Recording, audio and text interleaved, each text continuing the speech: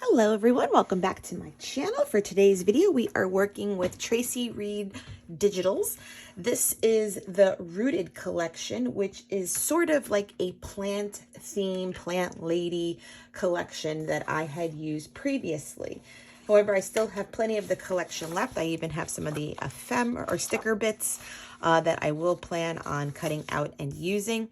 But for today's layout, I had such a positive feedback on using the border punch for the YouTube hop last month or previously. I will try to remember to link it down below, in which I paper pieced a border punch into like a frame around a circle photo.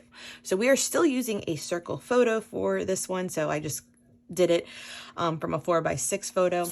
We're using the Traveler's Notebook papers that I still have that will work well. So you can see this green, hunter green, like terracotta and like coral color scheme working with these collections. And I'm going to do a different version of a circle frame. So what I have envisioned, we're gonna cut these into strips of different lengths or widths, I should say. So 1/2 inch, 1 inch. And we are going to kind of curl them in a way that will have them give texture to the layout itself. And that way, you know, in essence, it's going to kind of, you know, go like this around the whole thing. And hopefully with the different patterns and textures, it will create a fun dimensional layout.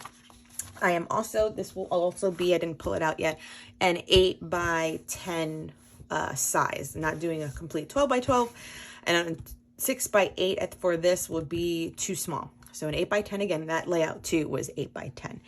So this will be another step-by-step process on how to make dimension with digital products that usually will have the tendency to lean very flat. But I understand, however, not everyone likes dimension. So don't get me wrong, once this too, I make the dimension, it'll be a cool effect. But yes, once it goes into the page protector and into my album, it will probably get flattened out, which is okay too.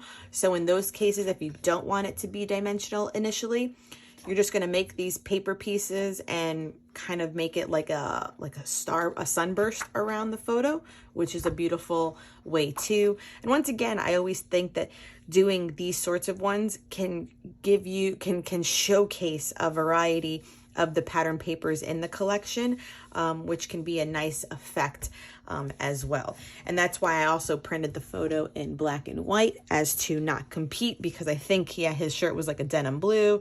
She was wearing a cream, and then I was wearing like a peachy coral, but I think the blue was a distraction for this collection. So that was the fix on that. So let's get started.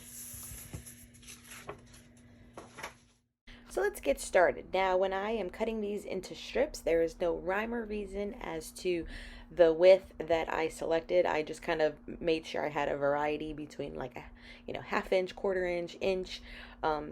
The variety is what makes this even more interesting to look at as far as the eye. So I think the only thing I considered was that with the more of the patterned papers, like with those Monstera leaves and the plaid, I did want to make them big enough where you could see the illustration at least a couple times throughout the strip. So that would be the only ones that I was consciously like, let me make them a little bit thicker. So take the time with whatever collection you're doing, and even if you do it in a rainbow pattern or like, I don't even know, like just opposites, like in only 2 different patterns, this works well for it both. So mind you, like the length of it is probably about 8 inches. So here I am just kind of toying with like, should I see both sides? Because when I'm doing it this way, you can notice that the inside is white. So I was bending it another way to see the pattern on both sides, but then it made it lay interesting, which I wasn't, you know, really loving. So I was just like, you know what, Ty, just stick with your original thought. And so that's just me kind of pinching them all together at the end and making a variety of them, of these petals to construct this very dimensional bloom. Let's call it a bloom. So I did these 2 first, just so that whenever it got smushed, it would be just the length of the page and taking that definitely into account, and then start going around in a circle at this point. It's no rhyme or reason too on which ones I grabbed. It was very random. I just made sure no, the 2 same patterns were never touching. So it's always at least something different next to it. And that was the only kind of stipulation I had when selecting them and gluing this down. It was all done with double-sided tape. There is no liquid glue because I didn't want any of it to be compromised with any like warping at this point, because I was still like able to lift things up and push things down. So then I'm going in, making another batch of them, of these petals, so that it could go and kind of cover up anywhere where there's room, you know what I mean? So the staggered look of looking down at this bloom. And so that's all I did, was go in and fill those spaces so that it was, in essence, almost like a solid circle of petals. And let me tell you, the end result is like such chunky, luscious dimension. It turned out really good. Like, this was just an idea, you know what I mean? So yes, right now, and I think I mentioned it in my outro already, like, yes, it is textured. It's beautiful. If you have the ability to display this one, which I want to try to do for a while, please do so. Like, put it up, you know, pin it, or if you have some sort of display line or a dimensional frame, a shadow frame, this is one to frame. You know what I mean? Because as soon as it's going to go in a page protector, it'll get smushed and it'll be flat, and there's nothing wrong with that. But, you know, you want to enjoy the luscious dimension that this is.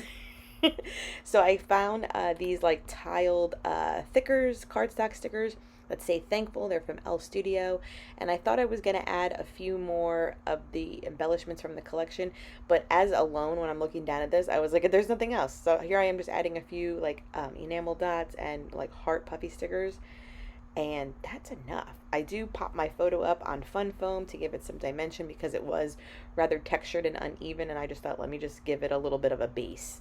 And that's it.